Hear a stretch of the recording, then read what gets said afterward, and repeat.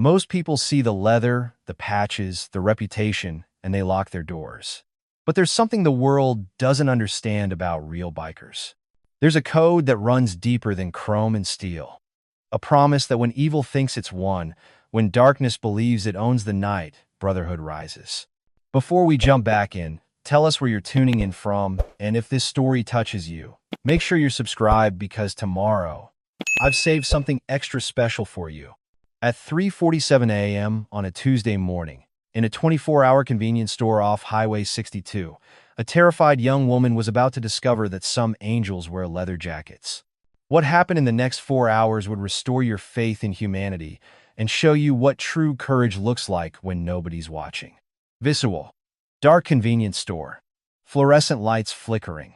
Camera slowly pans across empty aisles to show lone cashier behind bulletproof glass, constantly checking the parking lot through the window. Before we dive into this incredible story, I want to know, where are you watching from? Drop your country, state, or city in the comments right now. Because this message about protecting the innocent, about standing up when others walk away, it needs to reach every corner of the world. And if you believe that real heroes don't wear capes, that sometimes salvation comes on two wheels with thunder in their hearts, hit that subscribe button. Because this channel is dedicated to stories that matter. Stories about ordinary people doing extraordinary things when the world has given up. Maya Santos, 22 years old, with tired eyes that had seen too much and hands that trembled every time the store's front door chimed. She'd been working the graveyard shift at Quick Stop for 8 months, saving every dollar for nursing school. Her dream was simple: help people heal, make a difference, build a life where she could sleep without fear. The bulletproof glass around the register wasn't installed for robberies. It was installed 3 weeks ago after Maya filed her 7th police report. The same report that resulted in the same response. Ma'am, we'll increase patrols in the area. Call us if he makes contact. Visual. Close-up of Maya's hands organizing cigarette packs behind the counter, clearly nervous. Show the police report paperwork visible under the register. Pan to show her constantly checking the security monitors. For 3 months, Derek Morrison had been stalking her. Started as a customer who lingered too long, asked too many personal questions, made comments about her schedule. When she politely declined his invitation for coffee, the following began. He'd sit in his car across the street during her entire shift, sometimes for 6 hours straight, watching, waiting. Maya had tried everything the system offered. Restraining orders that he violated daily. Police reports that gathered dust. Changing her schedule, which only made him more aggressive. Moving apartments, which he discovered within a week. The law required evidence of direct threats or physical contact before they could act. Derek was too smart for that. He stayed just inside the boundaries of legal harassment. Tonight was different. Through the security cameras, Maya could see Derek's car parked directly under the street light, driver's door open, him standing beside it. For the first time in 3 months, he wasn't hiding. He was making a statement. Tonight, he was done waiting. Marcus Iron Hendricks rolled into the Quick Stop parking lot at 3:45 a.m., his Harley-Davidson rumbling like distant thunder. At 51 years old, Iron carried himself with the quiet authority of a man who'd earned every scar. Iron was the road captain of the Steel Brotherhood MC, a club that most people crossed the street to avoid. What they didn't know was that Iron had been a paramedic for 12 years before the club had pulled broken bodies from twisted metal, had held dying strangers' hands while waiting for backup that sometimes never came. Visual. Slow-motion shot of Iron removing his helmet, revealing weathered face and kind eyes that contrast with his intimidating appearance. Show close-ups of patches on his vest, not gang symbols, but memorials and charity rides. The club had a code that outsiders never understood. Protect women, protect children, protect those who can't protect themselves. It wasn't written in any handbook. It was carved into their souls by life experiences that had taught them the difference between strength and power, between fear and respect. Iron's reason for stopping at Quick Stop was mundane: coffee and gas before a 200-mile ride to his daughter's graduation. But the moment he saw Derek Morrison standing beside that car, every instinct sharpened. In 12 years as a paramedic and 15 years in the club, Iron had developed a sense for predators.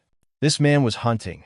Iron walked into the store, his boots echoing on the linoleum floor. Maya looked up from behind the bulletproof glass, her eyes widening with instinctive fear. She'd learned to be afraid of large men, especially late at night, especially men who looked like they could break things without trying. But something in Iron's eyes stopped her panic. Maybe it was the way he nodded respectfully, the way he waited patiently for her to speak first, the way his presence felt protective rather than threatening. When he approached the counter to pay for his coffee, Maya made a decision that would change everything. AUDIO. Soft, desperate whisper. Camera shows extreme close-up of Maya's lips moving, then Iron's face as he processes what she's saying. Please, Maya whispered, her voice barely audible through the speaker. That man in the parking lot, the blue sedan. He's been following me for months. He's waiting for me to leave. I don't know what to do. The police say they can't help until he hurts me. But I think tonight. Her voice broke. I think tonight he's going to try. Iron didn't respond immediately. He set his coffee down, looked through the window at Derek Morrison, then back at Maya. In that moment, he saw his own daughter. He saw every woman who'd ever been hunted by someone stronger, every victim the system had failed to protect. What time does your shift end? Iron asked quietly. 6 a.m. Maya replied, tears starting to fall. He knows my schedule. He's always there when I leave. Iron pulled out his phone, started typing. Not today, he said. Today, you're going home safe.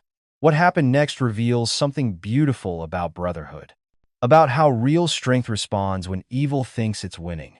Iron's first text went to his club president. Emergency protection needed. Predator stalking innocent girl. Quick stop Highway 62. Need all available brothers. The response came in 30 seconds. On our way. But Iron didn't stop there.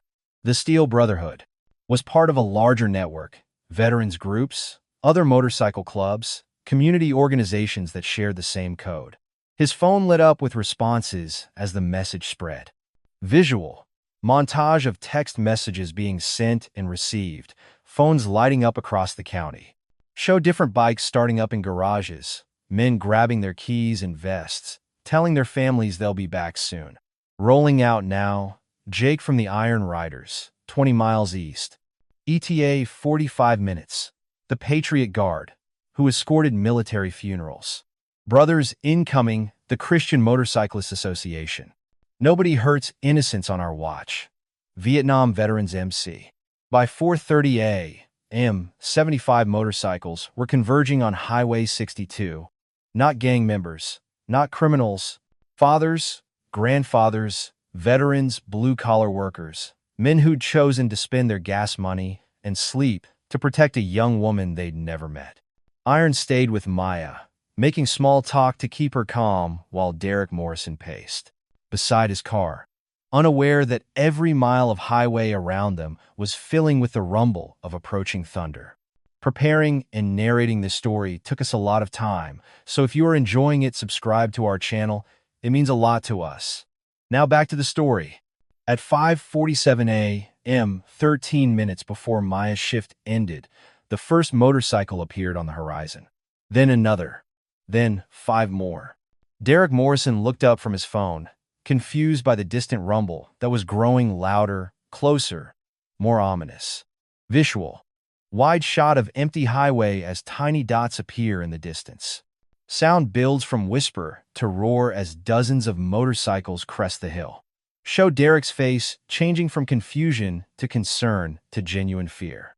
By 5:52 a.m., the quick-stop parking lot was surrounded. 75 motorcycles, engines rumbling in perfect harmony, forming a protective circle around the store. Men in leather vests, gray beards, and young faces, different clubs with the same purpose. They didn't rev their engines aggressively. They didn't shout or make threats. They simply existed, immovable, inevitable. Derek Morrison stood beside his sedan. Suddenly very small, very alone, very aware that his carefully planned predation had just encountered something he'd never imagined. Real men. Men who decided that his reign of terror ended today. Iron walked out of the store as Maya's shift ended. He approached Derek slowly, hands visible, voice calm. "You're going to get in your car," Iron said. "You're going to drive away, and you're never going to contact that girl again. Ever." Derek's voice came out as a whisper. "You can't threaten me. I'll call the police." Iron smiled. "Son, look around. 75 witnesses. All we're doing is making sure a young woman gets home safely. That's not a crime. That's community service." Derek Morrison left. Not with threats or violence, but with the sudden understanding that his power had always been an illusion.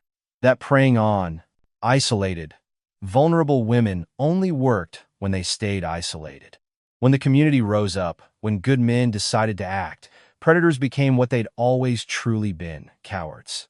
Visual. Derek's car pulling away quickly, tail lights disappearing into the dawn. Camera holds on the empty parking space he'd occupied for months.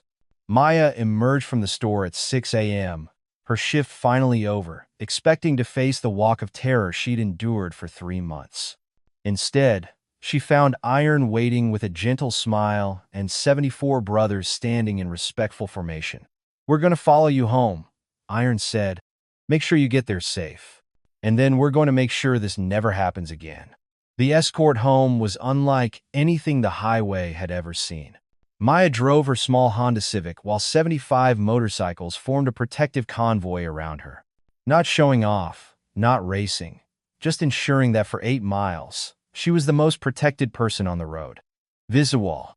Aerial shot of the convoy moving down the highway as the sun rises.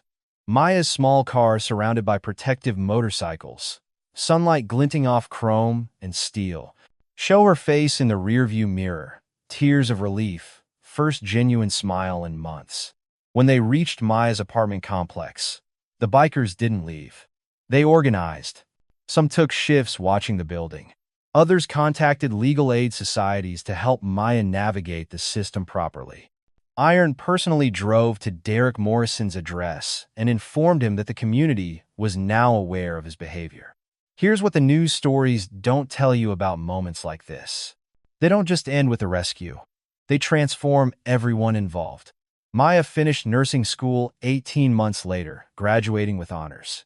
She works now in the emergency room where Iron used to bring trauma patients.